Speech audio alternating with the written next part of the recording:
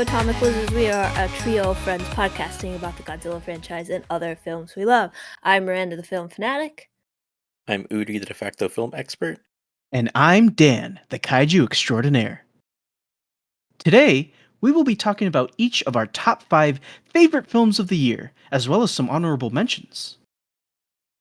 This episode will have spoilers. If you don't want spoilers, I recommend watching everything we talk about here because they're all great and coming back to listen later. Before I start and I read off my ranked list and honorable mentions, I want to say that I've enjoyed tons of movies this year. One of my goals for 2023 was to watch at least 160 movies because I wanted to beat out my previous record from 2020, which was somewhere in the 150s, and I can now gladly say that I managed to beat that goal by almost 100. I watched 243 movies this year. I will note that those are almost completely all feature films, but I may have logged a show or two. With that, though, I'll go ahead and read my top 5 favorite films of the year, which are ranked in this order. Number 1, How to Blow Up a Pipeline, directed by Daniel Goldhaber. Number 2, Oppenheimer, directed by Christopher Nolan. Number 3, Poor Things, directed by Yorgos Lanthimos. Number 4, Spider-Man Across the Spider-Verse, directed by Joaquim Dos Santos, Justin K. Thompson, and Kemp Powers. And number 5, Past Lives, directed by Celine Song. My honorable mentions are just 5 other films of note that I really enjoyed throughout the year in no particular order. They are Dream Scenario, directed by Christopher Borgli, Talk to Me, directed by Michael and Danny Philippou, When Evil Lurks, directed by Demyan Rugna, The Holdovers, directed by Alexander Payne, and Dungeons & Dragons: Honor Among Thieves, directed by John Francis Daly and Jonathan Goldstein. Aside from my top 5, I can't recommend these honorable mentions enough, whether they were horrifying, laugh out loud funny, heartwarming, endearing, great ensembles, or just the cinematic equivalent of a warm hug. These films are all special to me in some way, shape, or form. As a caveat, I want to say that these recommendations don't mean that they're all flawless films, that they're the best movies you could possibly watch from 2023 above all else, though I do think they're all worth watching and experiencing at least once in your life. Now, enough about me though. What does your list look like, Miranda? Yes, my movies. I want to say first that I don't really rake my movies, never really have, in any way that really matters. But these are my favorite of the year in no order. First, we have Guardians of the Galaxy Volume 3, directed by James Gunn. Nerdy Prudes Must Die, which is a Team Star Kid production. We have The Hunger Games, A Ballad of Songbirds and Snakes, directed by Francis Lawrence. We have Godzilla Minus One, directed by Takashi Yamazaki. And since we're not putting shows in our top 5, my 5th is Bottoms, directed by Emma Seligman. So I watched a lot of things this year, like over 250 pieces of media that are loggable on Letterboxd. A lot of which were short films because I went to a few film festivals for short films. And a side note, some of the short films hit me with more impact than most of the feature-length films I watched this year, which I was not expecting. And I also watched some great television, so I'll be mentioning all those things now. So my honorable mentions are Working Boys, a new musical by Team Star Kid. We have Scott Pilgrim Takes Off, which was produced by Brian Lee O'Malley and Edgar Wright. We have Starling, a short film by Mitura Shahida. It's Mitrashahidi. I really should have looked up pronunciations before this, but I did not. My next one is Theater Camp, directed by Molly Gordon and Nick Leberman. Tetris, which was directed by John S. Baird, and then the second seasons of the Netflix show Heartstoppers, Max's show Our Flag Means Death, and then Amazon Prime show Good Omens. And of course, the 60th anniversary Doctor Who specials, and then Shuti Gawa's Christmas special. I'm really excited that Doctor Who is back. So that's my top 5 and honorable mention. What are yours, Dan? All right, I guess I'll head into what my favorites of the year were. So I just want to start off by saying a quick disclaimer that these are the top 5 movies that I personally enjoyed throughout the year. I'm not saying that these are the top 5 movies of all time for the year of 2023. Like these are objectively the best movies that came out in 2023. No, these are just my own personal favorite movies that I enjoyed this year. Obviously, your favorites might differ from mine. You know what? That's okay. We each have our own different tastes and different opinions. And if we don't list something on here that you personally enjoyed and you think deserves some recognition, then let us know. Say it in the comments. But yeah, so I think before I go into my top 5, why don't I start off with my honorable mentions? I have a few honorable mentions for this year. My first honorable mention is going to be Godzilla minus one. Now, this movie I so badly wanted to put in my top 5. I was looking for any reason to put it in my top 5 and it just missed out. So it's like, I would say number 6. Like, go see Godzilla minus one. We have an entire review dedicated to it. Go see it. My other honorable mention, Dungeons and Dragons: Honor Among Thieves, fun movie, great time. Barbie, which pairs very well with Oppenheimer. TMNT: Mutant Mayhem, and The Boy and the Heron, and Asteroid City. All right, so I guess I'll head into my actual top 5 now. Now, starting me off at number 5, I'm gonna put How to Blow Up a Pipeline. At number 4, I put this Netflix animated movie called Nimona, directed by Troy Quane and Nick Bruno. That movie surprised me. Like, so it was not expecting it to be as good as it was. So definitely, like after I saw it, was like, yep, that's going in the top 5. I have Oppenheimer at number 3.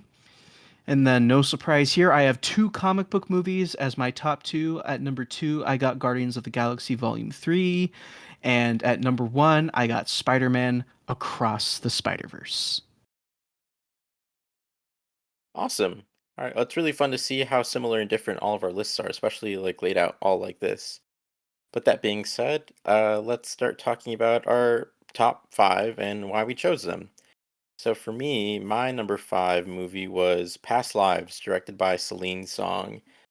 This was a movie that I caught in theaters, that I was really excited for because it was getting great reviews just like from the very beginning of the year, basically. So it was kind of building a hype, at least for me internally. I was like, oh man, like this looks great. The trailers look great. And I was like, I'm not quite sure what to expect from this, but I'm intrigued. And I got to catch it in theaters, and while it was still powerful, I feel like it didn't quite hit me as hard as it could have. I mean, it still hit pretty hard, but I don't know. It was just something I was like, all right, I need to watch this again. And then I got it physically on home video for for the people out there who understand the reference. And I just watched it again the other day, and just it's so heart wrenching and beautiful. It's I can't recommend it enough. The performances here are phenomenal. The directing, this is a directorial debut, and I can't imagine making something this like patient, thoughtful, just gorgeous all around. Like the writing, like the script is fantastic. Just how the movie is structured, just all of it. It's just very well done. So I'll pass it on to you, Miranda, to talk about your number 5 pick. Okay, so my number 5 was Bottoms.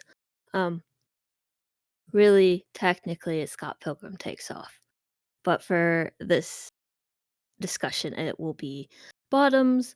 Um, I just really enjoyed watching this. I went and saw it in the theater, and I was like, "Yeah, no, this is great. This is funny." I don't do high school rom-com. It's not rom-com. I don't do those like type of comedy high school movies. Don't really like them. But this one I really enjoyed. Um, I think the cast is amazing. It's funny. It's ridiculous. Like, there's you might think it ends in a way, but you're never gonna guess the way it ends. Um, and like, who doesn't like watching a bunch of teenage girls beat up people. I mean, it's quite entertaining. Also, a lot of the fashion in it, I was like, I totally would wear, like, some of these outfits, and it's believable. It's, like, realistic in the way that these teenagers dress. 'Cause there are, like, people who just wear hoodies and beanies, and then there's people who, like, get dressed up and stuff, and I was like, "Ah, nice to see a wide variety of clothing options at this fictional high school." All right. So my number 5 pick is actually Udi's number 1 pick, so I'm not going to spend too much time on it cuz I know Udi will probably have a lot to say, but my number 5 was How to Blow Up a Pipeline. Now, interesting thing about this movie is I had actually never heard about it before. Like I didn't even know it was a thing.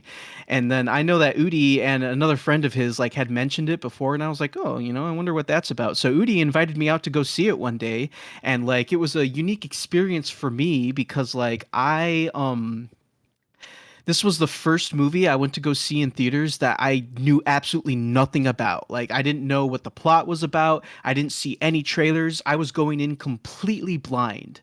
So that was a unique experience for me because I've never done that with a movie before. And yeah, it was really good. I really enjoyed it. It was tense. The acting was great. The story was believable.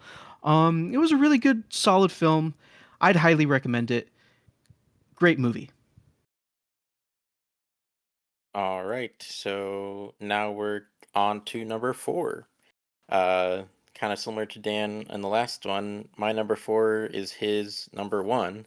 So I'll keep this kind of brief, as I'm sure he'll have a lot to say, especially being a huge animation fan.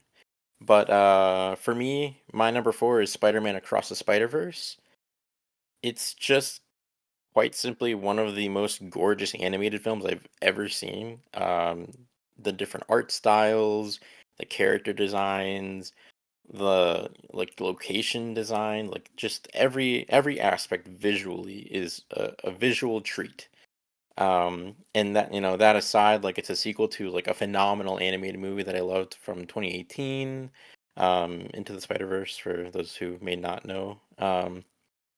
But yeah, the writing is hilarious. It's done very well. The story, brings you in. It's emotional. There's stakes. Like, sure, it's a part one, but I feel like it's one of those where, like, I mean, going into it, I knew it was going to be part one. So for me, that didn't bother me at all. I know that for some people, they didn't know, and so that affected it. But for me, I knew it was a part one, so it didn't bother me at all. And I can't wait for part two. But I will just say that I like the animation style, the writing. I enjoyed that they used the proper MCU world ID number, Earth 1999999, instead of the freaking 616 thing they're trying to push, but that's a whole other thing. Um, but the colorful cast of characters is great. Like, I really liked Spider Punk. Shout out to Daniel Kaluuya for voicing him. He's a fantastic character. And then there's a few cameos that were really, really fun. So yeah, just really, really loved it. And I'll pass it on to you, Miranda. What was your number four? My number 4 was Godzilla Minus One. It's a fantastic movie. I really, really wanna see it in black and white, and they're playing it in Japan in black and white, and I want to go see it. I really hope they bring that to the States because I feel like that would just be a fantastic thing to see. I agree. Um, yeah, it would be so, so cool. Um, but, I mean, if you wanna hear my full thoughts, you could just listen to our Godzilla Minus One episode, just go click over there to hear all of our thoughts on that one. This is true. So, I mean, good story, it's pretty to look at, Godzilla's amazing in it. I mean, I don't wanna spend forever talking about it because we already did that. So, yeah, I'm gonna pass it to Dan now. What's your number 4? All right. My number 4 was I think I'd already mentioned it a little bit before when I was going through my top 5, but it was a surprise for me. So number 4 is Nimona, a Netflix animated movie that was released this year. And man, like I said, this movie was such a big surprise for me. Like I always had somewhat a vested interest in it because like the animation looked interesting. I thought the characters looked cool and whatnot, and it got like really good reviews when it came out. And I had been meaning to watch it for like the longest time, and I finally got around to watching it. I think around what was it, October of this year, or maybe a little earlier than that. But I had finally gotten around to watching it, and yeah, man, this movie just blew me away. I was not expecting like some of the stuff that happens in this movie to happen. Like, just the characters are so well written, the story is very good. There's some very like deep emotional storytelling in this movie, and once again, I just was not expecting it. There's a part in this movie that literally made me tear up, man. Like, that's how powerful the moment was, and I'm just thinking, man, this is great. Like, this is one of the best animated movies I've seen this year. Like, it was amazing. Like, I cannot recommend Nimona enough. Please go see that movie. You are doing yourself a disservice if you are not. Yes, so my number three is Poor Things by Yorgos Lanthimos. This is a similar one to Past Lives where through like most of the year I'd been reading and seeing like super positive like feedback or like thoughts or feelings, reviews about this movie. And so the hype was building, and they finally started putting out trailers and stuff. And I mean, the trailers looked very quirky, unique, different, but I like Yorgos Lanthimos, so I was like, I'm totally here for it. And with all this buzz, like I can't imagine it's going to be disappointing. Hopefully it won't be. There's always a chance, it might be a little disappointing or it might not hit exactly how you think. But yeah, I was super excited and finally got to see it the other day, and just wow, it is one of the most like unforgettable experiences I would say that I've watched at least in a long time. Like the design of the world, it's just so interesting, like visually, artistically, like sunsets, the set design, the costume design. It's kind of weird in the sense it's like kind of a period piece, even though it's kind of futuristic, but like also not really. And it's also kind of like almost like a Frankenstein story, but also not really. Like it's so interesting. It's hilarious, and there's just some of the best like Emma, especially in particular, like Willem Dafoe's in it, and like a number of other like Mark Ruffalo who put out like amazing performances, but Emma Stone by far her performance is absolutely fearless. It is like phenomenal, probably one of the most nuanced and just incredible performances I've probably ever seen, honestly. It's absolutely amazing, and I would highly recommend this one. But that being said, what's your number three, Miranda? Number 3 is The Hunger Games: A Ballad of Songbirds and Snakes. We also have an episode on this one, so if you wanna hear all of our thoughts on it, go check that one out. I feel like that's my whole top 5. It's just me saying, go listen to our other episodes."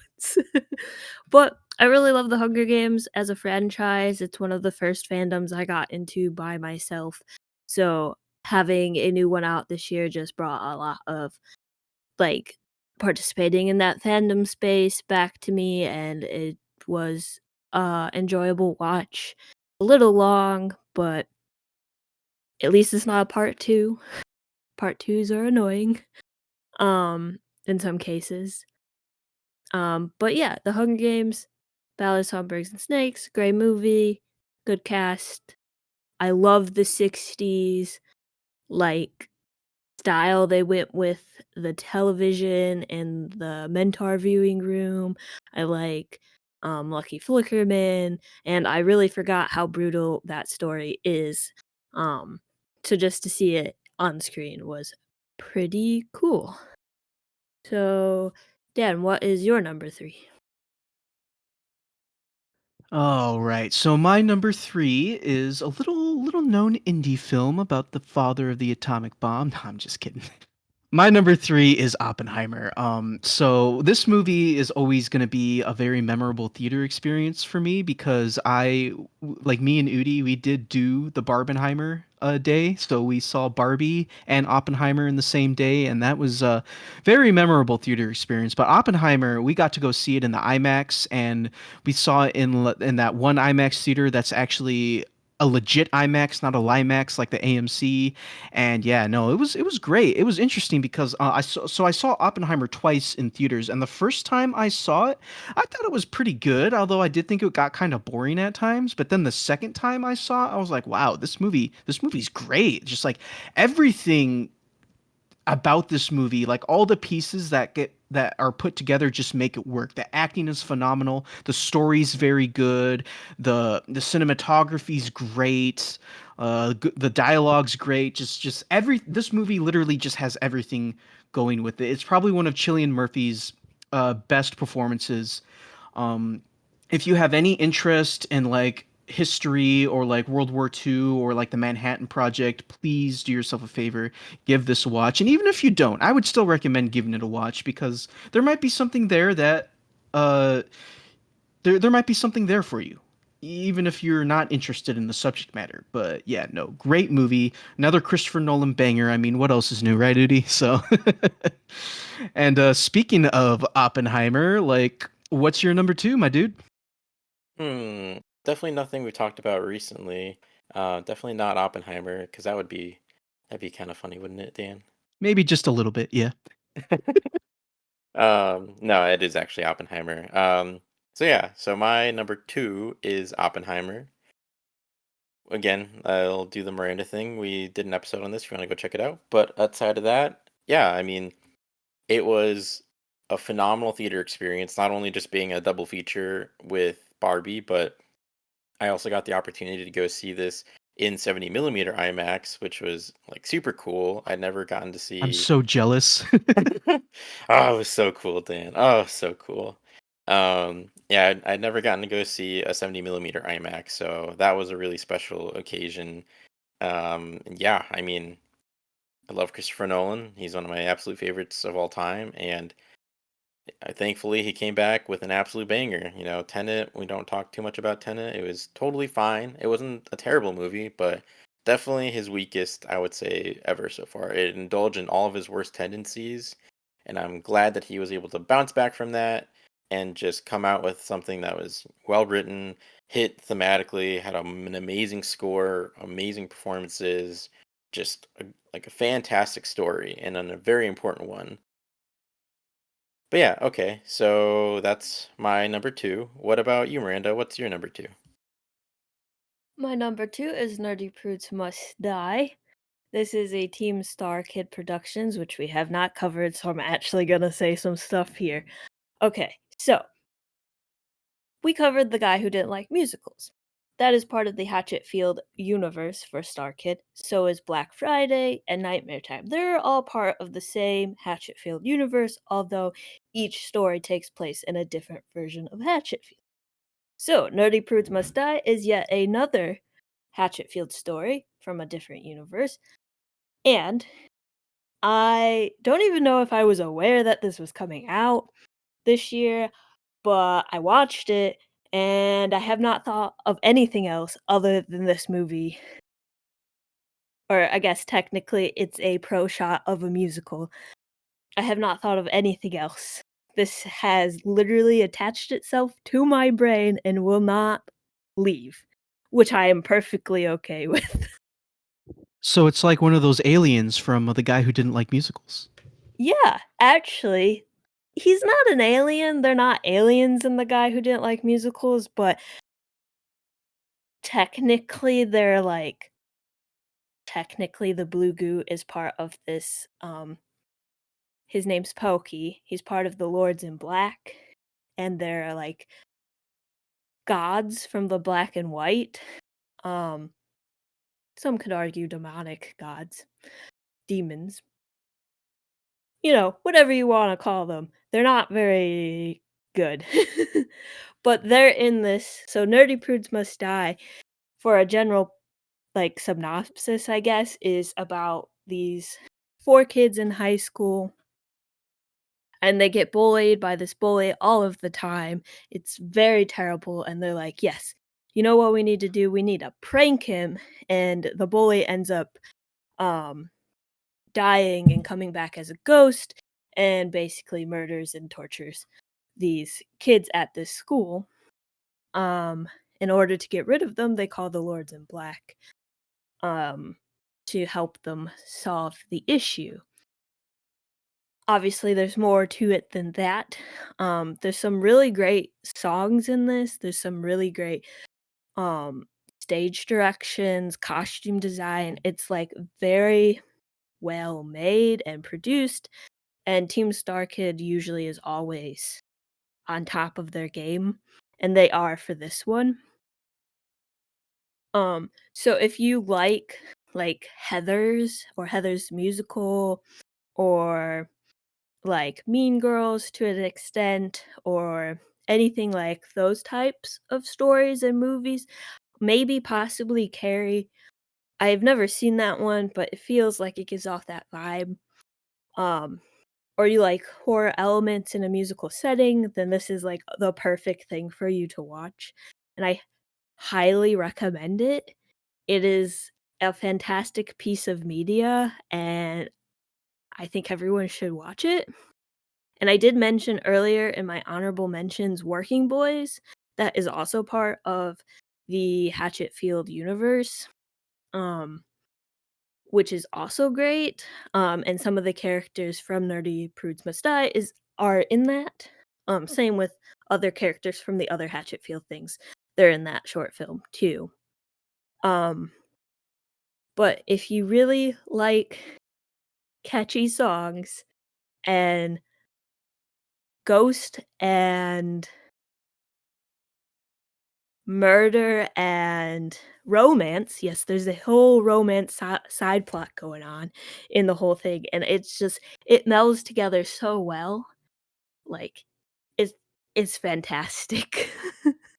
So, I highly recommend you watch it even if you're not particularly into musicals, but I think most people will find something enjoyable with this piece of media. So yeah, that's my number 2. Um, Dan, what is yours? All right. My number two is Guardians of the Galaxy Volume 3, James Gunn's swan song for Marvel before he becomes fully dedicated to DC. And he did not disappoint. I love this movie. This is probably my favorite MCU movie. Well, not probably. This is my favorite MCU movie to come out this year. I just want to say because we did do an episode on this You mean movie. it's not Ant-Man? No, no, it's not Ant-Man. Yeah. So we did do an episode on this movie, but one thing I never mentioned in that episode is I love how this movie ends.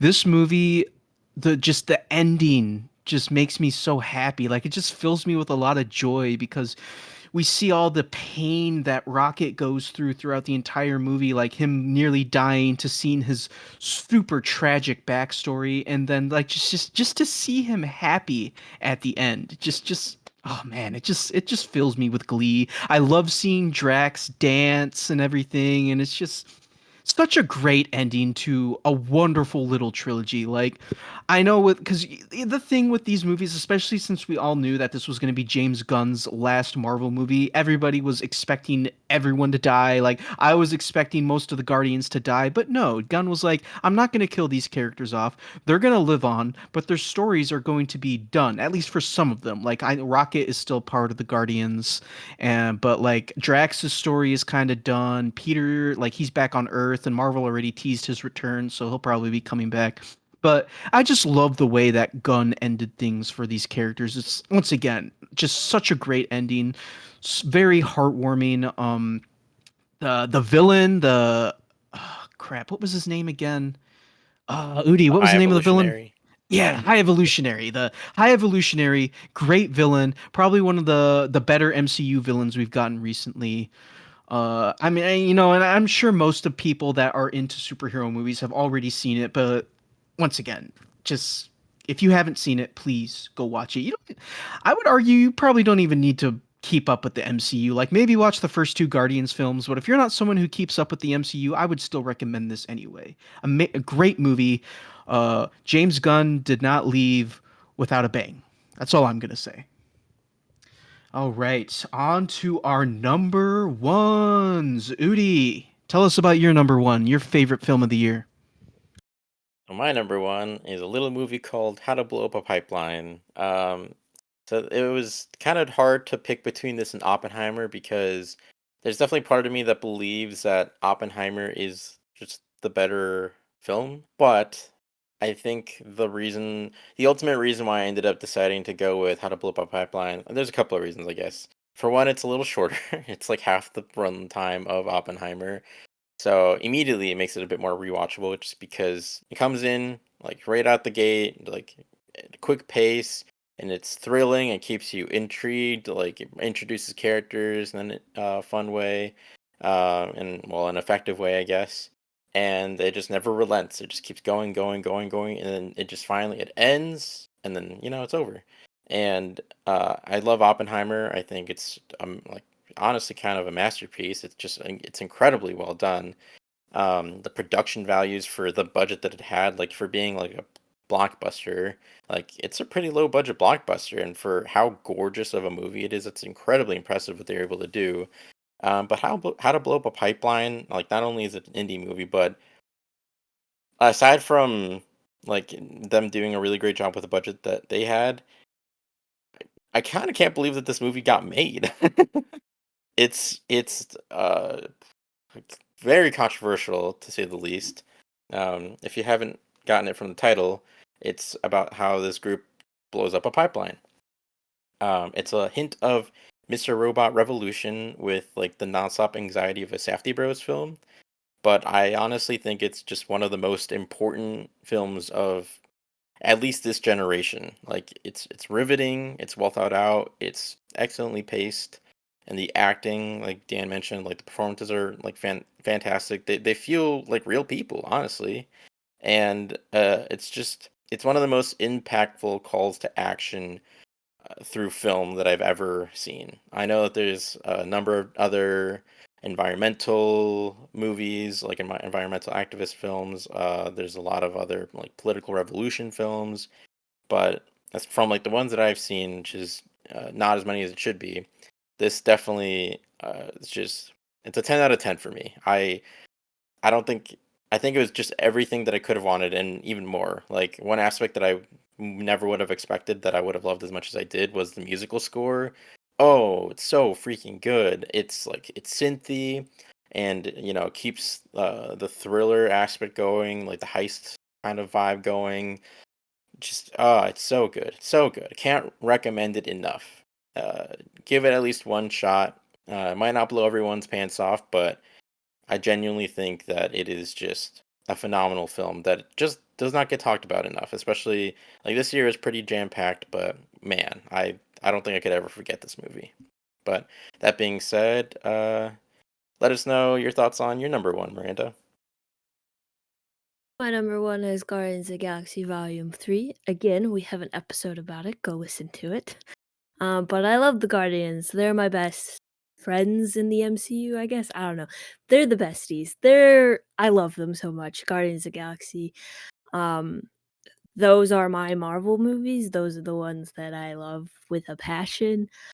So to get to watch Guardians of the Galaxy Volume 3 and to have a fantastic, well-made, great soundtrack, emotional story that ends in a appropriate way for these characters that aren't just murdered is fantastic. And we get to see them um just be what they are with each other. They actually feel like they know each other, that they live with each other, that they know how to work with each other, unlike the Avenger movies where all of them just feel like coworkers. I love Guardians because it feels like a family and it's a found family type of story.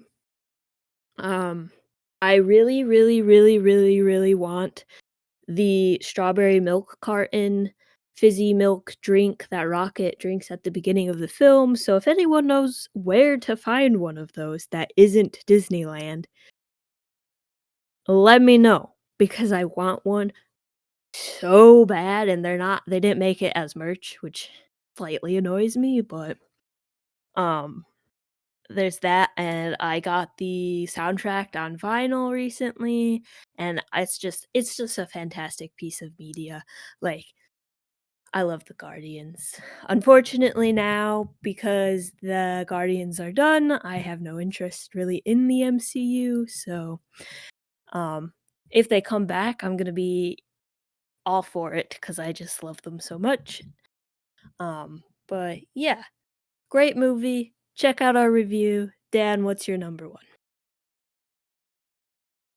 All right. So my number one movie of the year is in fact Spider-Man Across the Spider-Verse. Now I know this for some people this movie is quote unquote incomplete because like Udi had mentioned before, it is only part 1 of a part 2, but that doesn't deny the fact that this movie in my opinion is a masterclass in animation. I now the first Spider-Verse shook up the animation industry because at that time we had never seen a movie animated in quite the same style as Spider-Verse. Now granted the first Spider-Verse did bring in elements of other animation like stop motion and like like we've seen stuff like that before in the way they do their frame rate and with the lower frame rates and whatnot, but just the way that Into the Spider-Verse like artistically weaved together its animation was amazing. And once again, at the time, we had never seen anything like that before.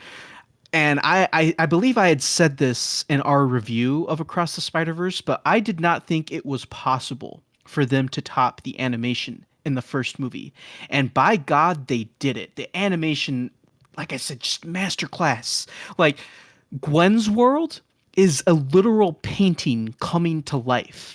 Like that's amazing. And I know there's probably like short films out there that have that concept of like a painting coming to life, but still, just the way it's done in this movie is incredible. Just the different styles, like freaking Vulture at the beginning of the movie made out of nothing but paper, and the way that's animated is just so incredible. The way that they're able to mix and match all these different animation styles into this movie is incredible. The characters are great. Once again, I love this version of Miles Morales. He's such a great, memorable, relatable character. I love the villain, freaking the Spot. He's hilarious. I love him. Um, Miguel is a great secondary antagonist to the Spot. Like that was cool. The entire Spider Society like chase sequence was with Miles was just jaw dropping. Like this movie is art. It's art to me. And once again, I realize that for some, like it's an incomplete movie, but I kind of don't really care that it's incomplete. Just the way it was crafted and put together and acted is nothing I personally have ever really seen before, and it made for such an unforgettable experience. This movie actually broke my record for how many times I've gone to a theater to see a movie, because before it was always three. Because I've always gone to see a movie like three times, and I've done that with plenty of movies. But this is the only movie I've gone to see four times at the theater. Granted, it was unplanned. Like the first two times were a little unplanned, but still, like I have yet to have another movie where I've gone four times to see it at the theater. Like this is the only movie I've done that with, so it's a testament to how much I love it. Plus, it's Spider-Man. I love Spider-Man. He's probably my second favorite superhero of all time. I'm hugely biased towards Spider-Man, whether it be Peter Parker or Miles Morales. So, yeah, it has extra points just for being Spider-Man.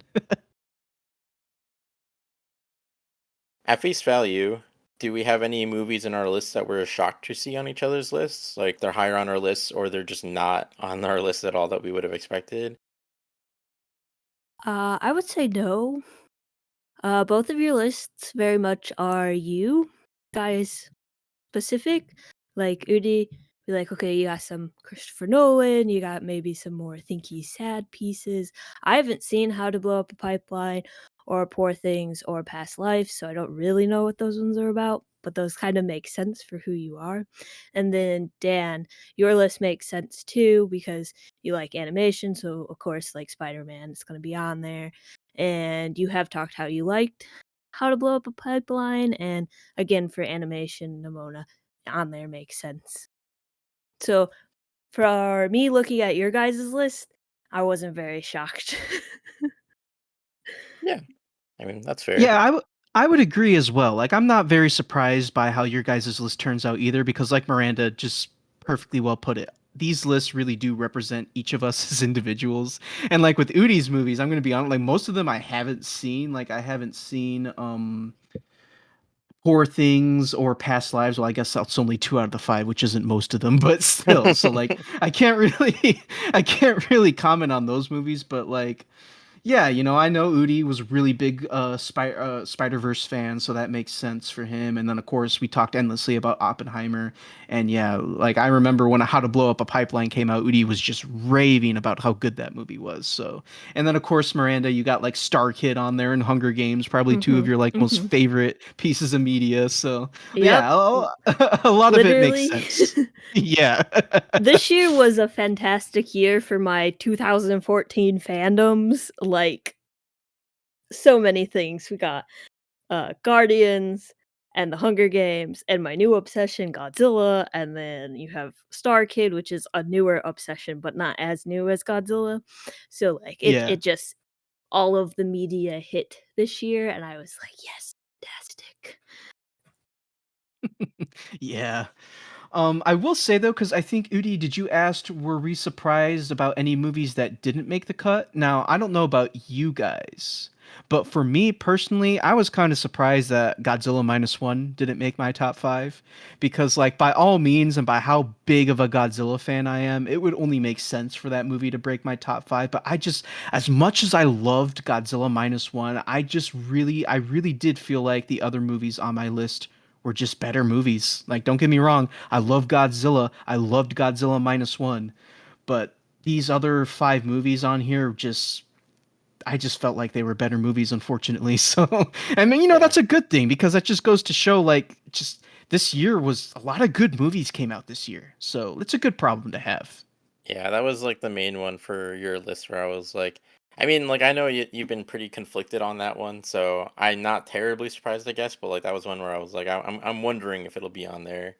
But that was like the big one for you. But like for Miranda, I know things are different, but I thought I'd see like a FNAF up there, or like I don't know, a Meg 2, Hey, or like a those movies are Wonka. entertaining. I haven't seen Wonka, Oh, okay. but, That seems up your alley. I do like FNAF, Or and I Barbie. do like Meg, and I do like Barbie. I do like all those, but they did not decide, although FNAF kinda decided to attach itself to my brain, and it won't leave, and it's really annoying. But, like, I can't like, Barbie is a fantastic movie, I just can't put that over the ones I picked. I mean, I'm Like just saying I'm surprised that they weren't there. Those are like pretty like mainly like there was kind of a joke one in there. Like the Meg 2 is kind of a joke, oh, but yeah, like no, I mean, I FNAF like and Barbie are definitely ones that I'm surprised didn't make it. yeah, like, I like the Meg too. I know you guys, like, 1 starred it, half starred it. I found it very entertaining, but that's a I'm gonna turn my brain off movie, same with, like, FNAF. So I was like, "Hmm, I don't know." And, like, as much as I enjoy watching it, it's, like, in the same category I put, X-Men Apocalypse in, where it's like, I'll joke around in or Venom and be like, "I actually do enjoy all 3 of those movies," but, like, I'm just joking around when I'm like, "Oh, it's the best one ever," you know, Yeah. so But yeah, as far as like everything else goes, I would say that yeah, all of our lists are pretty spot on, it seems like. I'm kinda well, I don't know if I'm surprised, but, I mean, the only one I have similar to you guys is Guardians, and that's only with Dan, so Yeah. I mean, Hmm. I really do like that movie. That was in my ranked list. It was number 7. So I mean, it's Mhm, in my top 10. I just mhm. that's one. I mean, I saw it like 3 times in theaters, I believe. So by the time I saw it like that third time, it's not that I liked it less, it's just like I went to go see Guardians of the Galaxy Volume 2, I believe 4 times in theaters, and by that point, I'd seen it like that many times within like the span of a month. So I think at that point I was like, "All right, I'm ready to let this settle a little bit and then I'll watch it again." By the time I watched the Guardians of the Galaxy Volume 3 the third time, again, it's not that I started liking it less. I was just like, okay, like I don't think I can take watching this another time in like the next month, between the next like 1 to 3 months. Like I was like, I need Mhm, to give this a break because I don't want to get tired of it. I feel like mhm, if I watch it now, totally fine because it's been several months. But and for me, like I feel like if I start getting tired of it that quickly, it's like okay, like I really do like this movie, but it's not something I can watch all the time. And there are, different movies work differently in that way. Like some movies are lesser quality or more rewatchable or easier to rewatch, like when you're cleaning and stuff. But like higher quality movies or movies that you really love, like you want to sit down and properly watch and blah blah blah. So like they all have different use cases. But yeah, I really do love that movie. It's just uh, I watched it a good amount when it first came out, and I just think overall, like for example, Dream Scenario was my number 6 in my top 10 list, but I only saw that once so far, but it was just so funny, like, when I was watching it that, like, I've thought about it constantly since I watched it, and I can't wait to watch it again. So I think automatically, like, I kind of put it above it, but I don't know, these things aren't set in stone. I could rewatch Dream Center and be like, you know what? I kind of like Guardians 3 more, and then bump it up. But I mean, either way, it's like one move down and one move up. Like they're pretty close. So mhm. yeah, There is a lot of fluctuation with favorites too. yeah, Sometimes, it's not today, yeah. but, yeah. So okay. Well, that being said, what was everyone's most highly anticipated movie of the year? That is a good question.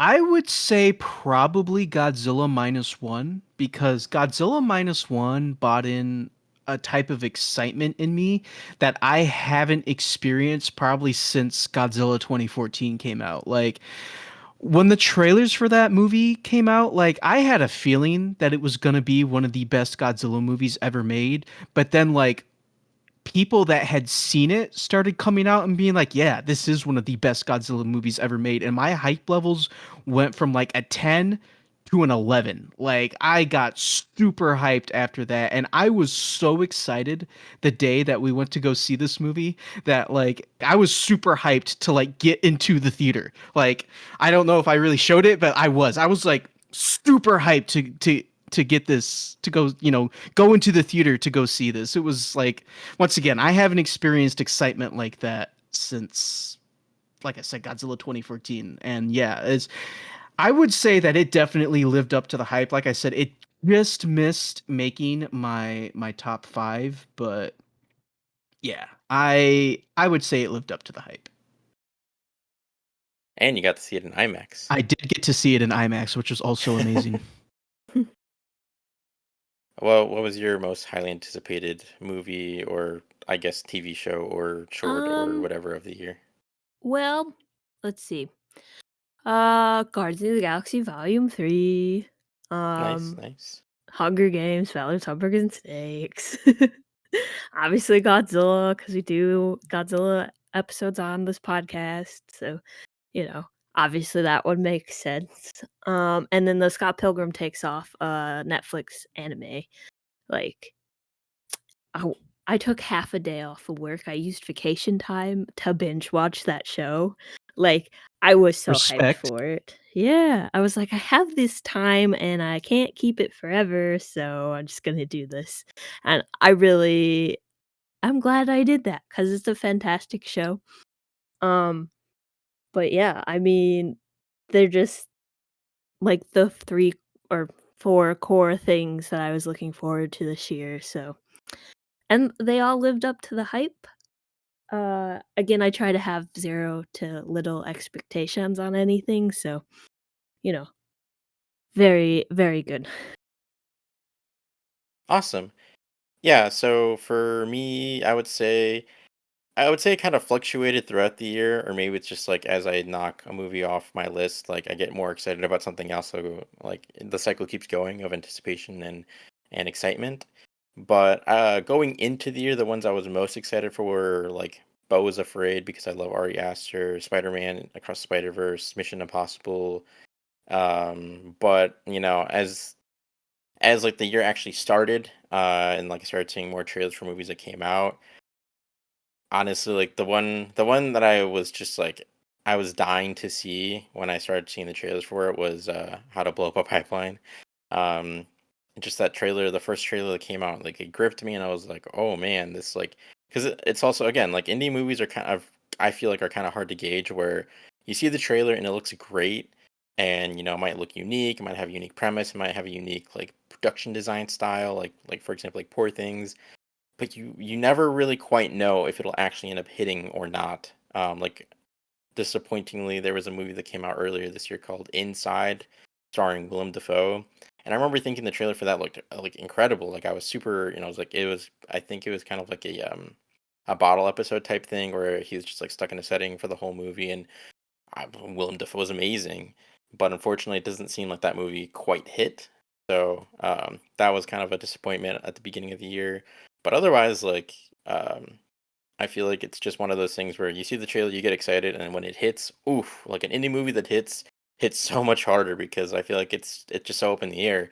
And like it makes sense, like these are movies that are have more constraints, like they're in the sense of like they're lower budget and stuff like that. And so it's kind of hard to kind of gauge those sometimes, which I mean granted, I feel like bigger budget like studio films sometimes trailers look great and then they end up being terrible as well, and there's way less room to feel kind of it's just like I feel like it's more kind of disappointing. It's like, well, you guys had all this money, how did you not do something more with this? But either way, I think that my favorite or most anticipated movie of the year going into the year was How to Blow Up a Pipeline. And then it ended up being your top. I'm sure that's really satisfying for you. Yeah, yeah. Yeah, I'm Which not I sure if that lived up to the hype for you, Udi. I don't know. I don't know.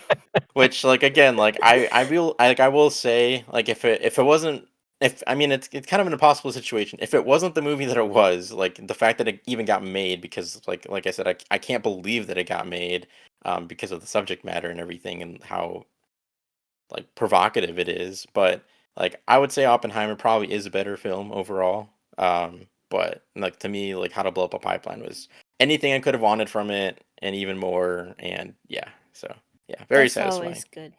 Yeah, That's always good when a movie is that, because something so satisfying about it. I hate being disappointed when I see a movie I'm really excited for. yeah, I totally agree. And like I really try not to watch trailers too much. Like for indie movies, I'll watch the first trailer because like if a friend tells me like, "Oh, do you want to go see this?" and I know nothing about it, I'll still go see it. Like that's kind of what happened with Parasite, which my god, that was an amazing movie to go blind into. But I I would feel like disagree with that, but well, that's fair. I don't really like Parasite. But Yeah, I anyways, know. Like it's kind of spooky, right? That was like the thing you had with it, or just ye uncomfortable. it's just uncomfortable, and like Yeah. maybe that's probably some of the point. Also, the guy living in the basement really creeps me out, so I don't really like those things. Yeah. But yeah, and so like I usually like to watch the trailer and at least get that. But like for studio films, like I already know I'm gonna want to watch. Like I kind of avoid the trailers if I can because it's like I know I'm gonna go see that. I don't need to be sold on it, and then at least that way I don't have a lot of expectations for that. I mean, for indie movies, I tried not like I'll watch the trailer and I might become obsessed with like a trailer, but otherwise I don't try to look too much into like what they're about and stuff like that because I don't want to know. I want it to be a surprise. But I mean, again, like you build up like anticipation and excitement, and then if it ends up being kind of not as great as you hoped or whatever, yeah, it's always disappointing. Mhm. But this was also a very interesting year in the sense that there was unfortunately striking that needed to be done, and thankfully it seems like it resolved in a positive way. So thankfully they were able to hold out long enough and get what they deserved. But that being said, were there any movies this year that you really wanted to see that got pushed to next year? I mean, I think we could all agree Dune. Yeah, I Yeah. was gonna say there's one movie in particular that Yeah. yeah, all of us is probably thinking of, and yeah, that's Dune. Yeah. Fair enough. I had a feeling, but I was like, maybe. Maybe there's something else that squeaked by for someone. Yeah, I'm trying to think if there was anything else besides Dune that got pushed into next year, and honestly, I think that's the only movie I can think of at the moment. Yeah, I mean, Godzilla X Kong: A New Empire got pushed, but that was already coming out next Yeah, year, so yeah, that only got pushed back by like a month. they're like the only two things I remember. I guess like the only other one for me, and it was never confirmed to come out this year. I just think that there were rumors online that it might come out this year, and that would be Maxine, which is the third film in the like X mini universe that Ty West made, starting in 2022 when he made X and Pearl. But no, from the moment it kind of got like officially announced, like I think it was pretty clear it's coming out next year. As far as I know, maybe it did get delayed, but Funny um, thing about that universe is Udi inadvertently like got me into it because I would have no interest in that universe whatsoever. But there was one day where me and Udi we were gonna go to the movies and we decided to do a double feature. And I think for the second movie, yeah, for the second movie, I chose Pearl. It was either between that, it was between Pearl and Barbarian, and I'm so yep. glad I chose Pearl because if I would have went with Barbarian, good God. I so wish you would have chosen Barbarian. That would have been such a I'm great theater experience with you. so no, it would not have been. But I'm so glad I went with Pearl. So Udi was like, "Well, you should probably watch X." I was like, "All right." So I watched X. Going to be honest, I didn't really like X that much, but I did enjoy Pearl.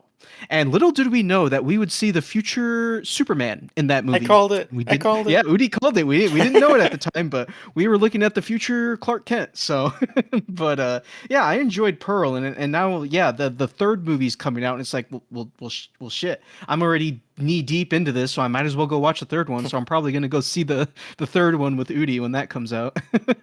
Hell yeah. I'm so excited. I think well like the cool thing about this like kind of mini universe is that like they're all different. They're all kind of different genres of horror and stuff like that. So it's just very very interesting. Definitely recommend those movies. But coming Is back it to the sorry. is it like a trilogy as in the Cornetto trilogy is a trilogy, or do they actually connect like a real trilogy? No, yeah, they're actually connected. Oh, okay. Pearl's a prequel. Yeah. Yeah, Pearl's a Okay. prequel to X and then so X came out first and then like there was a post credit scene slash kind of trailer Mhm. premiere for Pearl at the end of X, like after the credits.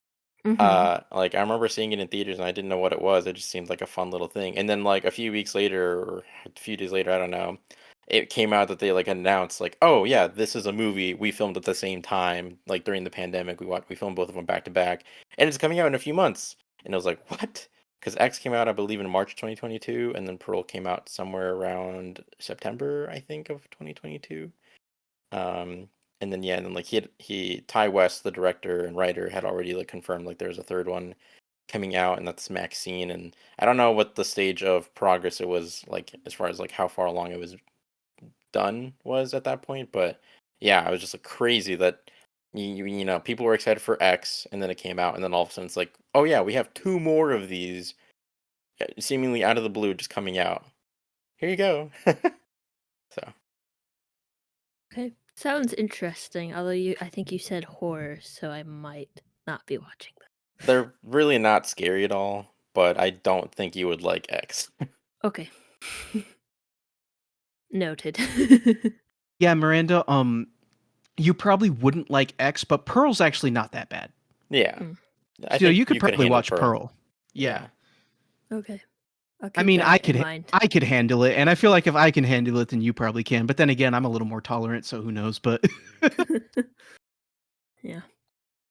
But that being said, what are your top two favorite movies of each year of the decade so far? So, top two of 2020, 2021, 2022. Obviously, for Miranda, you don't rank movies, so, you know, just say two of each year that you would like to mention. But otherwise, yeah, what are your top two favorites of each year? And then we'll rank them after we list them off. Do you want to go first, Miranda? Sure, I can go first. So, for my top 2 of 2020, 2021, 2022, here they are. For 2020, I have The Last Blockbuster. a documentary about the last Blockbuster. If I didn't watch that, I wouldn't have gone to the last Blockbuster. I went on a trip to Oregon with, my bestie, so that's great, and then, Star Kids Black Friday, so technically a pro shop musical. 2021 is Last Night in Soho, and most likely Dune. 2022 is Glass Onion, cause that's fantastic, I loved it. Great, and Nope, also great. So, um, yeah. So now do you want me to rank those, or are you guys gonna say yours? Yeah, I mean, you can rank them now if you want. And then I would also rank them amongst, I don't know if you already did, but rank them amongst the 2023 ones. Okay, so in my impromptu, in the moment ranking, we have Nerdy Prudes Must Die, Nope, Guardians of the Galaxy Volume 3, Last Night in Soho, Glass Onions, Black Friday, Dune, and The Last Blockbuster. Now, was that from like last place to first place or first place to last place? First place to last place. So Okay, Nerdy Prudes at 1 and The Last Blockbuster at 8. perfect. This is an interesting exercise. I've never done like a ranking like this. Made me actually think, be like, well, actually, do I? But like this one. So, and like The Yeah, Last Blockbuster, great documentary, but really doesn't fit with this list of movies. I was also going to say that 2020 is kind of a hard year to choose because like that's when the world ended momentarily, so like a lot of releases just didn't come out. That's true. yeah.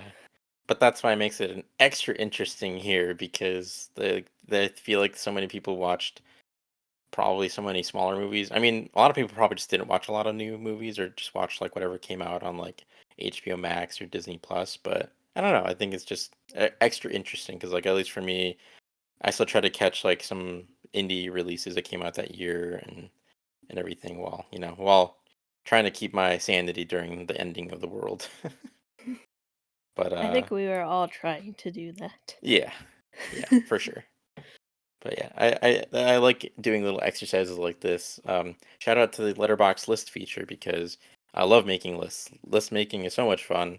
You can come up with so many different ideas, and it's just a really interesting thing, especially in terms of trying to like figure out what you like and kind of seeing the cultivation of that taste. Or you'll realize that your taste is all over the place, and there's nothing wrong with that. It's always interesting to look at, kind of seeing like, oh well, that's interesting that beat out that, but cool.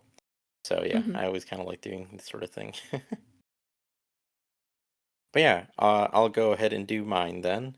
So my top two favorites of each year so far in the decade, starting with 2020. So 2020, my top two are Palm Springs and Sound of Metal.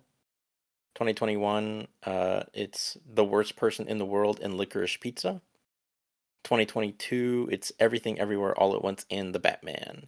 And then, as I mentioned before, for 2023, it's How to Blow Up a Pipeline and Oppenheimer.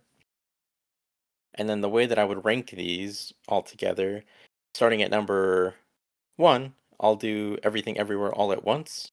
Just, flawless film. Fantastic film. Number two is The Worst Person in the World. Again, flawless film. Number three, Oppenheimer. So you'll see a discrepancy here shortly. Number four, The Batman. Number five, Licorice Pizza. Number six, How to Blow Up a Pipeline, which, if you've been paying attention, different spot compared to Oppenheimer than listed before. Number seven, Palm Springs. And number eight, Sound of Metal. Yeah, so again, I love How to Blow Up a Pipeline. I love Oppenheimer. You know, top two of the year. But I do think that overall Oppenheimer probably is a stronger film, and I mean clearly by my ranking here, it's what I believe. Um, but like the way that I try to rank this is like which one do I like the most, and then like kind of comparing them side by side. Like, all right, well, which one do I feel is better? And like for me, like Licorice Pizza, it's not the kind of movie for everyone, and it kind of has controversial subject matter, understandably so because of the plot of the movie. But I think writing from a writing standpoint and a performance standpoint and a production standpoint, like it is just it's hilarious. The writing is phenomenal. It's just such a joy to watch. Like I feel like it's one of those movies where if it hits with you, you'll be smiling ear to ear like the whole time. And it's so well done. And it's a movie where it kind of just you're just kind of watching stuff happen. You're kind of just following this band of characters around and just seeing things happen. So again, not a movie for everyone, but I really love it. But in regards to like that versus like How to Blow Up a Pipeline, like that was kind of my stopping point where like I love How to Blow Up a Pipeline as I've already talked about many times before on this podcast, well, this specific episode of the podcast. But yeah, I just feel like between watching one or the other, they're both like fantastic. But Licorice Pizza is just like it fills you with joy. You get laughter. It's just an absolute joy. So I had to pump the brakes there for that one. But Oppenheimer, that one slipped through to the top three of my favorites of the decade so far because we're only a few years in. Thank God. But yeah, Yeah, we so got several more years to go. whew, thankfully, Yeah. time you better slow the freak down. I don't think they've invented a time machine to do that yet. Well, we have three people here. Let's figure it Yeah. out. Maybe we should watch The Time Machine and maybe it will tell us. That's a movie, right? Or any movie with a time machine. Primer. Isn't Looper time travel too? It is, although how does it work in that one again? That one's like they literally build like time machines in the future. That's like a big old furnace, and then you end up wherever the loopers want you to like blow you away. Oh, okay. Yeah. Did not know that. Haven't seen it. Just know Ah, time travel's so good. involved. Gotta watch that. It's so Get the good. TARDIS. Oh yeah, TARDIS. Yeah. Yeah. We'll go to London. We'll paint a telephone booth blue, and it'll turn Oh, into their a time police machine. box. So Oh, they my were my already apologies. blue. My apologies. I forgot. Yeah. Dan, do you have your list? All right, so here's my top films of the decade, my top two films of the decade starting with 2020. I just want to preface this by saying that I was not prepared for this question. So like I should have prepared a little bit better, but you see the thing is like I just recently got into Letterboxd, and with Letterboxd you can make like lists and whatnot and like log every movie that you've seen. And I didn't get into Letterboxd until this year. So like I have no record of the movies that I watched in 2022 or not 2022. I have no record of the movies that I watched in like 2020 and a little bit of 2021. So like I had to like kind of scramble and like look up, okay, what came out in 2020, what came out in 2021. Thank you IMDb for helping me out. Shout out to IMDb. So I was able to pull something out of my ass and get something going here. So for 2020, I'm gonna say A Quiet Place Part Two because I know Udi loves A Quiet Place, don't you, Udi? Look, I like the idea of them. It bothers me that they constantly break their own freaking rules all the time. But I like the idea of them. Understandable. Like I really enjoyed the first Quiet Place. I love me a good alien invasion movie. Like love me a good alien invasion movie, and the first Quiet Place definitely scratched that itch for me, and I really do remember enjoying the second Quiet Place. I haven't seen it since it came out, so like maybe my opinions changed, but from what I remember, I really did enjoy that movie. And then my other pick for 2020, I'm not sure if you guys have heard of this movie, but it's called Love and Monsters. Basically, it takes place in like this post-apocalyptic world where like the surface world's been overtaken by kaiju. So it might be a movie. I would recommend you guys check it out if you ever get the chance. You might like it, Miranda. Fascinating. Is that the one with the Teen Wolf guy? Yeah, Yeah, I Dylan think O'Brien so. Okay. Yeah. and Jessica Henwick. Yeah, I don't know but who that I is, but enjoyed okay. I enjoyed the movie because one, I think we don't see enough like post-apocalyptic kaiju worlds. Like it's such an interesting idea for like a post-apocalyptic world because we see it all the time with zombies or nuclear radiation or nuclear fallout or like our Mad Max with its post-apocalyptic world, but we never see one with giant monsters. So like I like how this movie kind of did its own post-apocalyptic world but with giant monsters, and then it's kind of like a fun little adventure film. I really enjoyed it. So those are my two for 2020. Now, as we head into 2021, my first pick for 2021 is Spider-Man: No Way Home. I had a wonderful theater experience going to see this movie, and one thing this movie did for me when I saw it in theaters is it had like this just sense of excitement. Like I was always excited. Like I was excited to see. Oh, I wonder what's gonna happen next. Like what's gonna happen next. Like it had been a while since I've experienced that with a movie, and once again, it's Spider-Man, so I'm biased.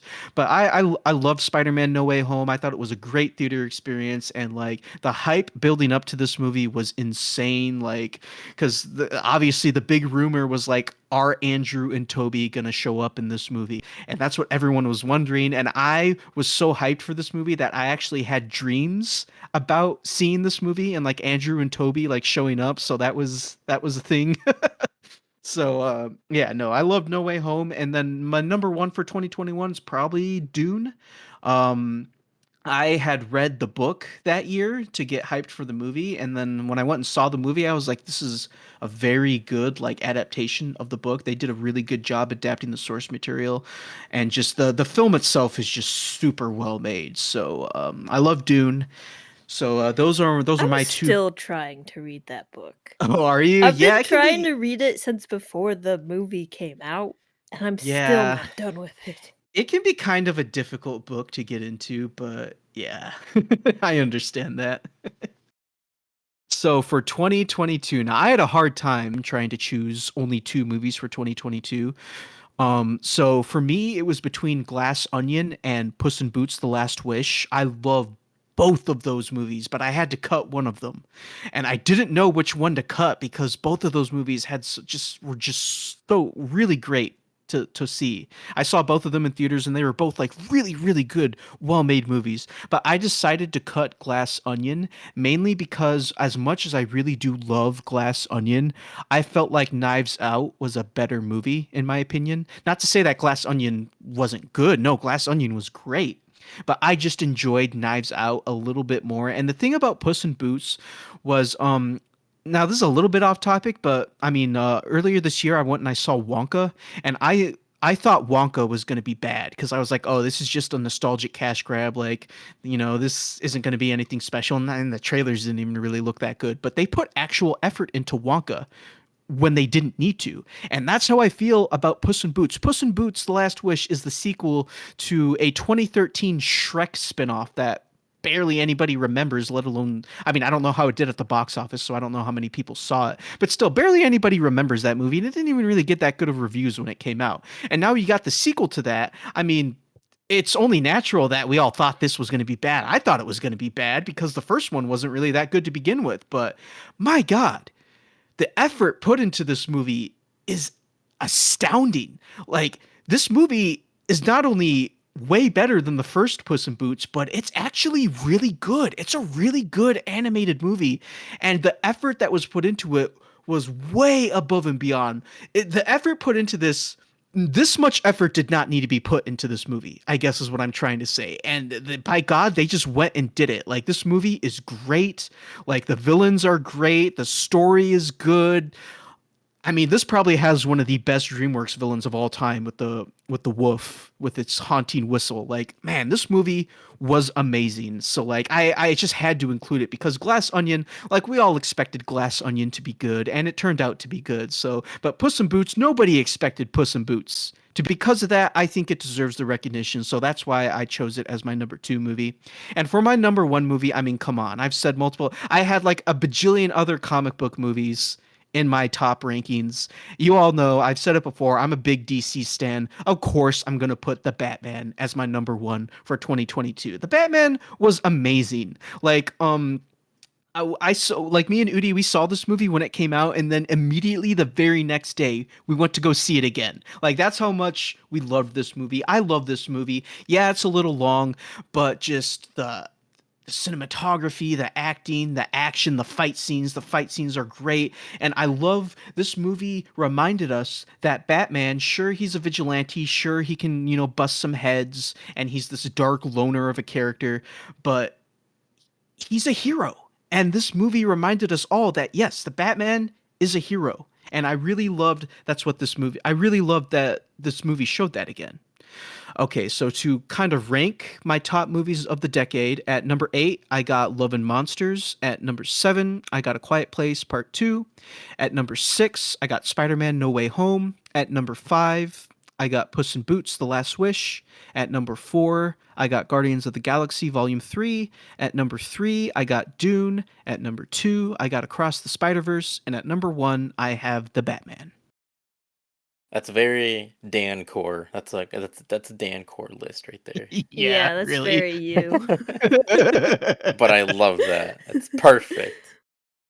Yeah, I think like these kind of lists are very fun to not only to make and look at, just so like you can kind of decide what you like, but just like seeing these compared to each other, it's like, yeah, these make sense. But yeah, was there any movie this year that you didn't expect much from or you weren't sure about that you ended up liking?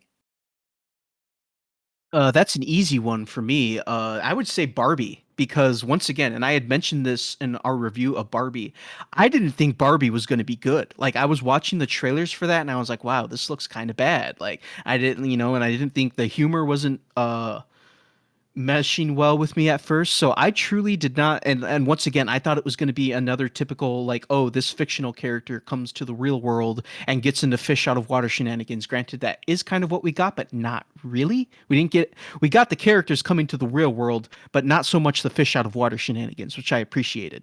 So like I thought Barbie was going to be bad, but no, man, that was the biggest surprise of the year for me personally because that movie was way better than I thought it was going to be.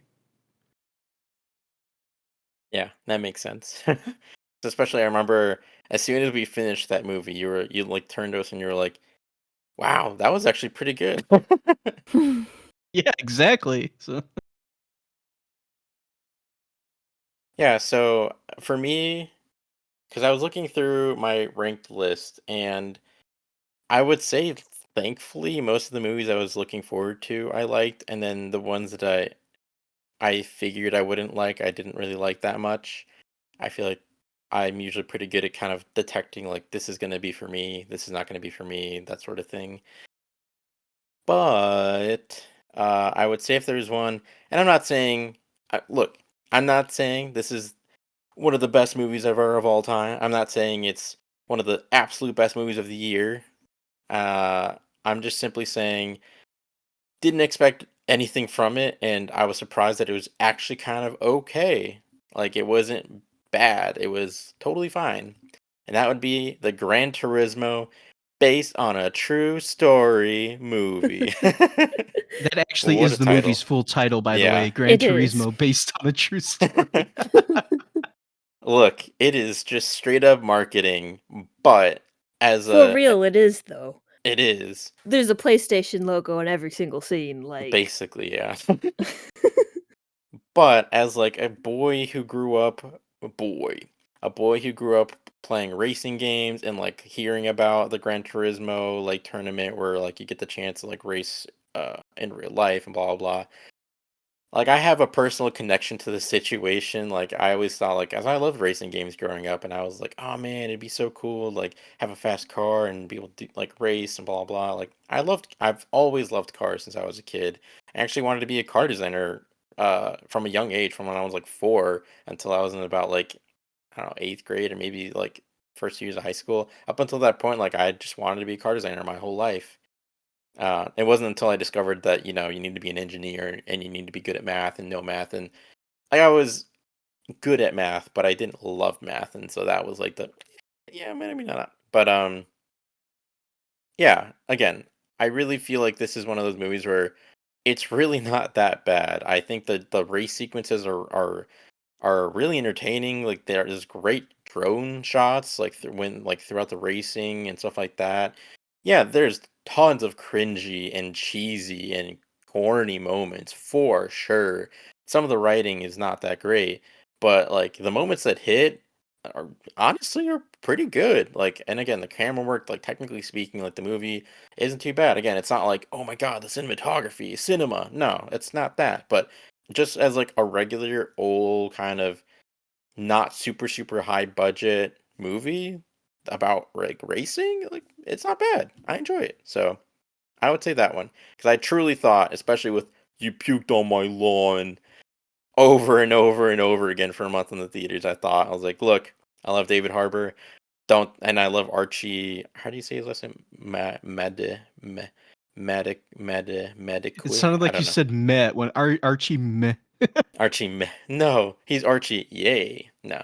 But I like Archie Medique. I don't know how to say his name. I apologize, but I like him, David Harbour, Jamon Honsu, and yeah, I was pleasantly surprised by the movie. So for anyone that has Netflix currently, I believe it's streaming on there now. So if you want to check it out as just It like is. a whatever movie, feel free. Thank you for the confirmation, Miranda. I will say because Udi was mentioning, oh, you puked on my lawn meme. One of my favorite stupid memes to come out of that movie is when the trailer was first, or not the trailer, when the poster was first revealed, and you have David Harbour. Well, I'm not going to say the one you're probably thinking of, Udi, Okay. but yeah. So the when the poster was first revealed, and you had like David Harbour in like his cool like cross-armed pose, like somebody like zoomed in on David Harbour's face in that poster, and it was like, this is my reaction to seeing this movie poster. I have no idea why I find that funny, but I do. There, you get an insight into my sense of humor right there. I mean, it's kind of funny, but yeah, I mean, again, like for literally this movie is just marketing, and it's so absurd with the marketing that you have to roll your eyes a little bit, but I can look past it.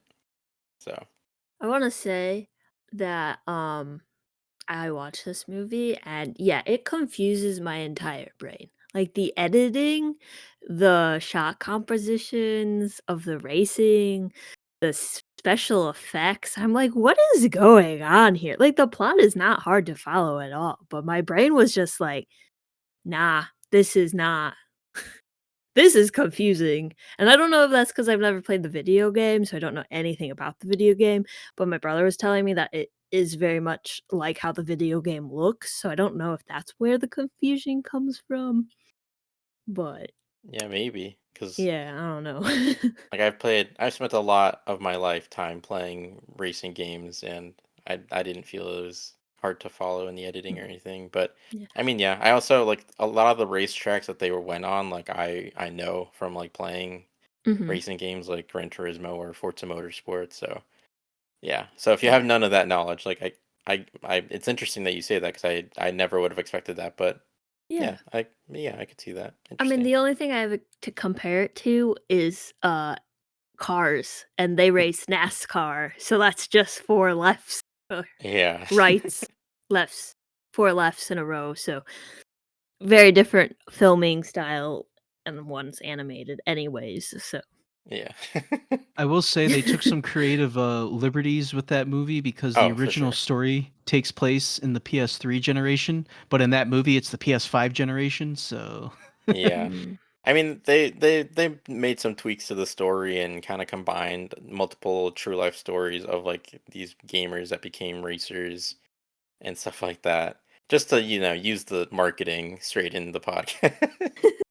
But yeah, I didn't like as far as like some of the visual effects stuff. Like there was some stuff that seemed completely unnecessary and so corny and kind of dumb. Like at the beginning when he's being chased by the police, uh, and like it's before he like gets his big chance, and you get like all these crazy like UI elements popping up, and it's like he has like a GPS, and it's like, "Congrats, you escaped running away from the cops," and it's like this is so ridiculous. Like no video game looks like this. This looks this is too busy. If this is a UI, that'd be too busy.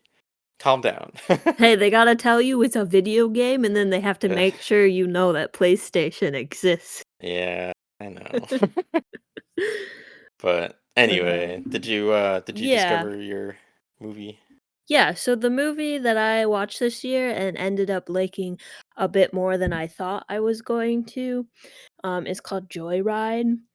It's about 4 Asian American friends, who travel through Asia in search of one of their birth moms. And then along the way, they get into a lot of shenanigans involving drugs, bonding, friendship, etc., etc. So, I don't usually watch R-rated comedies because they make me uncomfortable at times, but I actually kind of liked this one, and it got me out of my comfort zone, which is really nice. I like when I can do that. There's a character called Deadeye in the movie, and they're, like, the coolest person in the entire film. So, yeah, I recommend giving it a watch if you are looking for a funny comedy. What do you know who stars in that movie Joyride? Yes, I can tell you. Ashley Park, Sherry Cola, Stephanie HSU, Oh, I think it's um, Shu. Shu, okay, and then Sabrina Wu. Yeah, okay. I Yeah, remember seeing stuff about this movie. yeah, it's pretty good. So also the people in it they're cool. Yeah. And shout out to Stephanie Shu. She was in Everything Everywhere All at Once, so Yes, Yeah, which she is a played fantastic movie. Jobu Tupaki, right? yeah. Yeah, Okay. Spoiler alert. God damn. Eh, I mean, it's y it's kind of you figure it out revealed pretty early on in soon. the movie, yeah. Yeah, no, it was a joke. Sorry. Okay, cool. So, just out of curiosity, Miranda, I don't know if you have much to say about this, but uh, how did everyone end up ranking their 2023 lists? Like, did you have any kind of metrics for yourself on how you decided exactly how to place it, or is it more of just you were going off of like the vibes of like, oh, I like this movie or I like that movie and stuff like that? Yeah.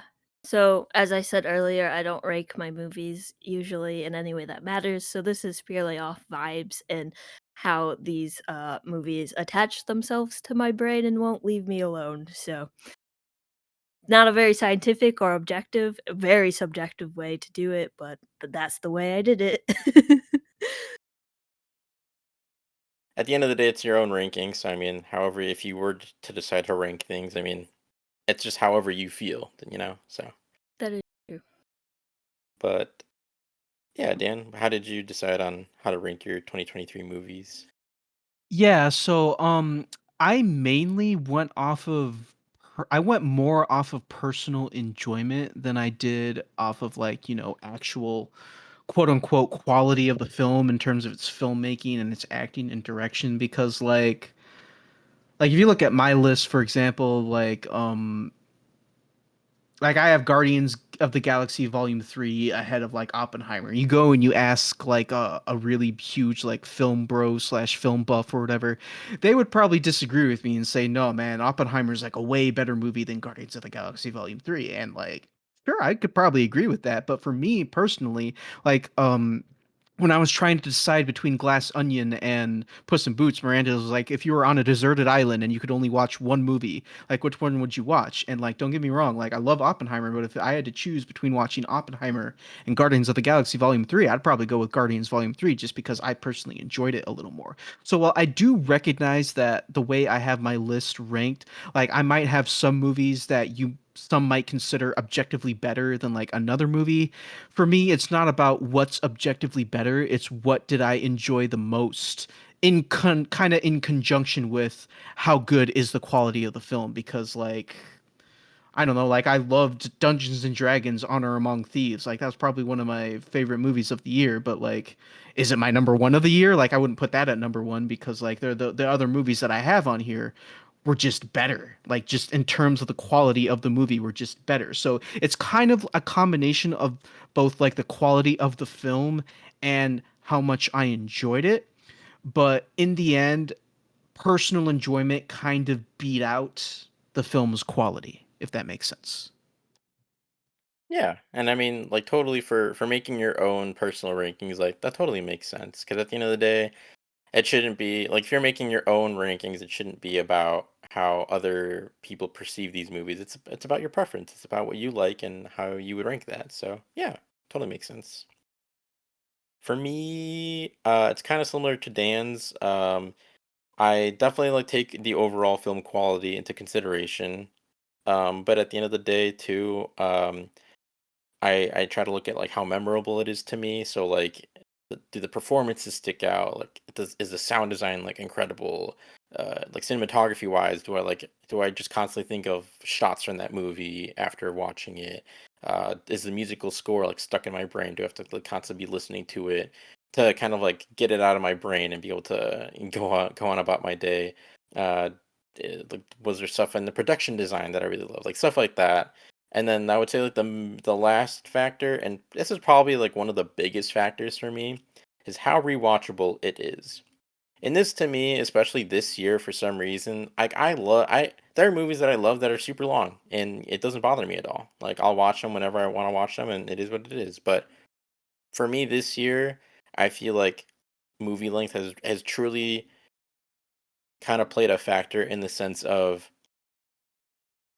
there's so many more movies I feel like that are coming out that are like 3 hours long, and that's fine if that's how the best state that that movie's gonna be in, that's totally fine, and, I'm here for however long a movie should be to make that creative happy, especially if it's, like, a lower budget movie or whatever, it's like, at that point, go for it, you know? If you're getting the chance to create your art that you wanna make, go for it, and, I'll be there and I'll watch it and, hopefully it'll feel totally worth it and whatever, but for me, like, I don't need a movie to be super long for me to enjoy it or want to like it. And if anything, I feel like I kind of give props to like creatives who can make slightly shorter movies and tell just as impactful of a story in less time.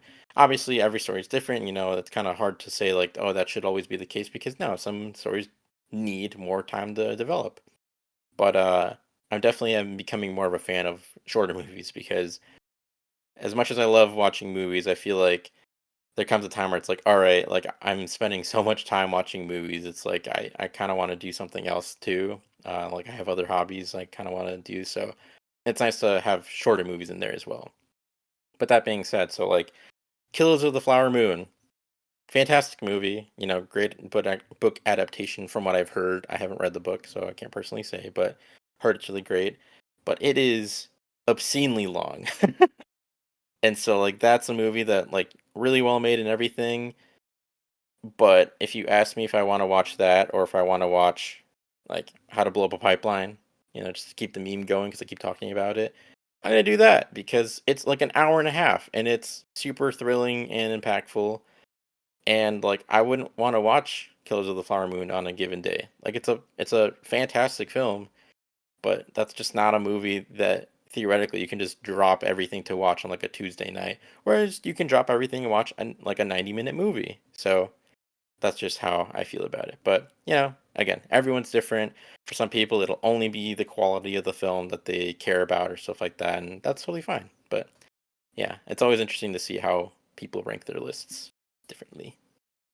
Mean you won't spend a whole evening watching a 4-hour long movie? Depending on the day, maybe, but more often than not, probably not nowadays. I feel like after work, the evenings already fly by, and it's like all I did was like eat dinner, and then it's like, "Oh, it's time for bed again. Wow, it's so cool. Fun. Work tomorrow again. Woo." But I mean, yeah, if you watch shorter ones, you get to watch more films in the year, right? So you only true. have a limited amount of time in a year, so if you're watching shorter films, you can watch more. But I feel I this do is the thing agree. about shorts. Yeah. I do agree with you saying that a film should be the length that it needs to in order to like tell the story, or you said something along those lines. I do agree with that though. Like it should be as long as like the director or the writer needs it to be to tell the story they want to tell. Totally agree. Yeah, I think you probably put it more succinctly than I did, so thank you for that. But yeah, just to kind of start wrapping up our discussion, what are everyone's top 3 to 5 most highly anticipated films of next year? Doesn't necessarily have to be in order, by the way. Like these can be non-ranked. Okay. Truthfully, I don't know what's coming out next year, so I'm just gonna say Dune and Godzilla X Kong: The New Fair enough. Very on brand. Empire. I'm excited for those as well, so Yeah. totally agree. I haven't looked at what's coming out next year, and there's nothing that in my fandom spaces that I know is coming out next year, so I'm sure there's gonna be some great stuff. So looking forward to whatever they decide to play next year. Agreed. I think next year will be a very interesting year in terms of not only box office, not just like money, but like how movies perform. Because it seems like since a lot of stuff got delayed to 2025, it'll be very interesting to see if indies are able to kind of shine next year, as opposed to like bigger budget movies, which don't seem like they'll be super frequent throughout the year. But it'll be interesting. For sure. All right, so films that I'm looking forward to for 24, I'm going to start off by saying Madam Web. I cannot wait for that. I'm just kidding. No. Like, What do you mean, uh, Dan? yeah, no. Like I've told Udi this before. I don't want to get too off topic, but like I've never had a movie that I have been so disinterested in as in Madam Web. Like I have no interest in seeing that movie. Like I've never like Wait, usually I'm always down to see anything, but I have no interest in that one. wait, what is that movie? It's another one of Sony's Spider-Man spin-off movies. Ew, I think I Yeah. saw a trailer for that. Yeah, like I have no interest in that, and I have no interest in the Kraven the Hunter movie either. Like any like Sony Spider-Man spinoff, I just have zero interest in at this point because they haven't proven that they can do anything good with those properties. So, okay, but that's besides the point. I'm not here to be negative. I'm here to be positive. Looking forward to 2024. I just want to say one of the first movies that comes to mind is Kingdom of the Planet of the Apes. That's probably as of right now my most anticipated movie for next year because I love the Planet of the Apes reboot trilogy. Rise of the Planet of the Apes, Dawn of the Planet of the Apes, and then War for the Planet of the Apes. I love all three of those movies, and they're continuing that world with Kingdom of the Planet of the Apes, and I'm super excited for that. So I'm really looking forward to that. Godzilla X Kong, The New Empire, like those are probably my picks for most anticipated for next year. I forgot one. Kung Fu Panda 4. I'm looking forward to that as well. Oh, that does come out next year. I forgot about that. Okay, so it turns out I do know some movies that are actually coming out next year. Like Kung Fu Panda and the Spider-Man one and And whatever. Inside Out Sorry, Part go ahead. 2. I'm kind of looking forward to that one as well. Udi, what are yours? I would say my most anticipated movies of next year. This is a little tough because I already have a little bit of a list going, but I would say A24's Civil War, directed by Alex Garland. Definitely looking forward to that one. That should be an interesting movie, and it's definitely like a step in a different direction for A24, as it's their biggest. It's their movie with the biggest budget so far that they've made yet. So I'm really, really, really hoping that it pays off. And it seems like from stuff that I've read online that it's really good. But obviously, I don't think anyone's quite seen it yet. So they're going more off of like the screenplay. Really hoping it's a home run for A24 and for Alex Garland. Alex Garland is one of my favorite creatives. So I really hope it works out for them. But very excited for that one. I'm looking forward to Dune Part 2, Furiosa, Maxine, and I'm gonna go with Nosferatu over Mickey 17, although I am excited for Mickey 17, the new Bong Joon-ho movie. I'm gonna go with Nosferatu though, only because this has been in the works for a long time, or at least like Robert Eggers, director and writer of The Witch and The Lighthouse and The Northman, has been attached to this for a while, and I've been very curious to see how it would turn out. It unfortunately won't have Anya Taylor-Joy like I believe it was originally supposed to have, but hey, it's still gonna have a pretty banging cast, and I'm very excited to see what he'll do with that property. So hopefully, I mean, not that I necessarily want him to transition to bigger budget movies. Like if that's what he wants to do, then that's really cool. But I hope that he stays kind of like in the horror realm or like that sort of area. But The Northman was kind of a departure from his previous work, so I'm just here to see what he'll do. I totally believe in anything he's gonna do because of his first two movies, especially. But I like The Northman, so very intrigued to see what he'll do there. But yeah, okay, perfect. Interesting. Seems like we have a variety of things we're excited for next year. Hopefully they're all good. Hopefully none of them are garbage. But I want to transition a bit here and share some interesting facts with you guys, which I'm pretty sure you already know some of these, and with our listeners about the podcast, since this is kind of our end of the year wrap up special.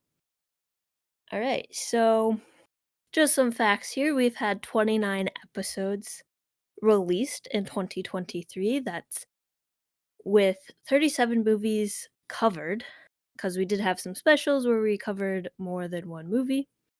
To break it down in our like little series that we have 15 now playing episodes, 2 holiday specials, that's Christmas and Halloween.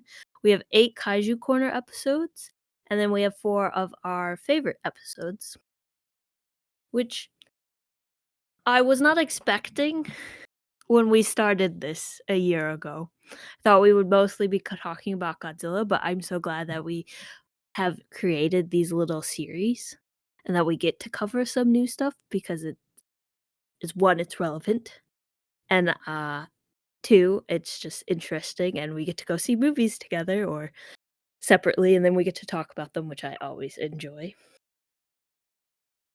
We have a total of 350 all-time downloads from Podbean and Spotify. Our top episodes from Spotify and Podbean is Godzilla 54 with 42 downloads. So thank you to those 42 people. um and October 2023 was the month we had the most downloads, which I'm not entirely sure why. But that's cool. The highest viewed episode on YouTube is Godzilla minus one with 1.2K views, and it has 17 likes, which theoretically means 17 people listened to it. Did you guys ever think an episode would get that high of a view count on while doing this? No, like I'm so pleasantly surprised by that because like never thought we were gonna reach viewership that high, and like the fact that we have is really special because like I've said this to you guys before, just in casual conversation. I remember when 50 views was a lot, and now Mhm. one of our episodes is 1.2 thousand people have tuned in to listen. Like that's amazing. Thank you guys so much for the support. Like, and I realize maybe to some like 1.2 thousand views isn't a lot, but to me it is. It's awesome. Like I never thought that many people would, like just listen to us talk about, movies like that. So like that was cool. Yeah. I mean, I had goals and aspirations that this would happen one day, but I tried to I tried to keep it realistic. Yeah. So like for a long time, I mean, even still, like some newer episodes we've done, like still get only a handful of clicks and stuff like that. Which Mhm. it's fair. We're growing at a at A our own rate. pace. Yeah. But I always stayed hopeful that like this day would come. So it's pretty cool that I didn't expect it to come within a year. So Yeah. it's kind of a nice end of year treat after a lot of hard work from everyone on our little team.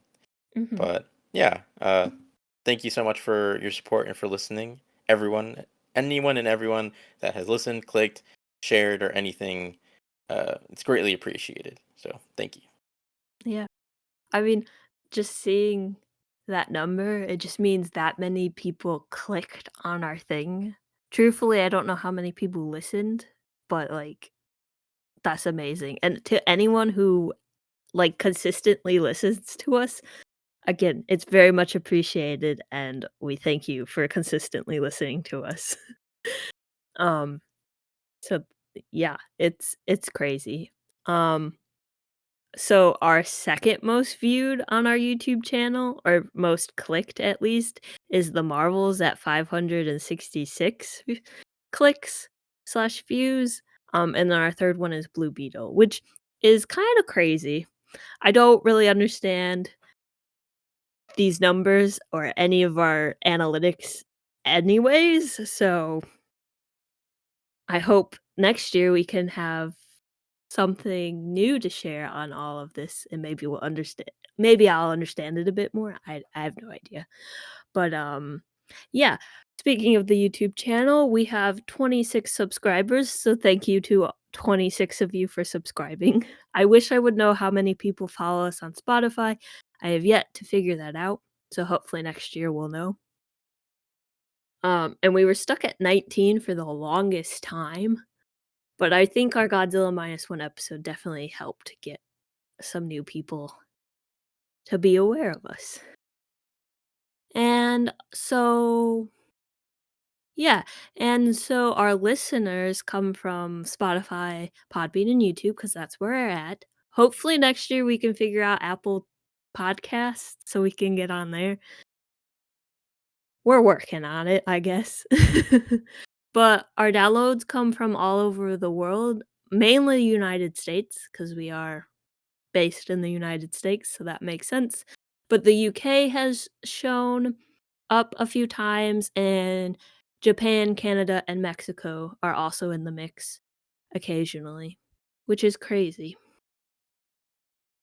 Yeah, so those are the little facts that I prepared.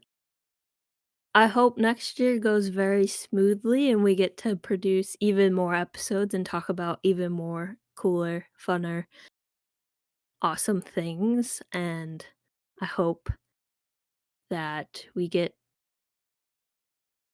some more subscribers. I would love that. That's my one goal, to get more people to listen. With all of that being said, I just want to say a small thing.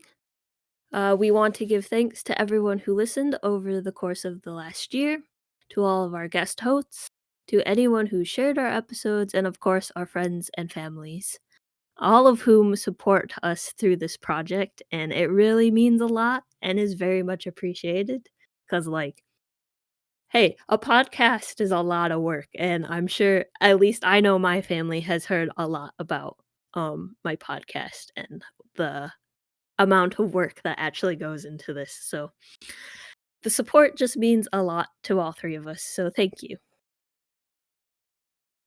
Thank you so much for joining us and listening to our end of the year special.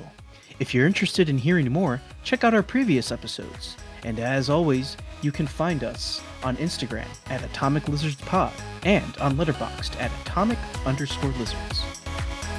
Have a good night, everyone. Bye.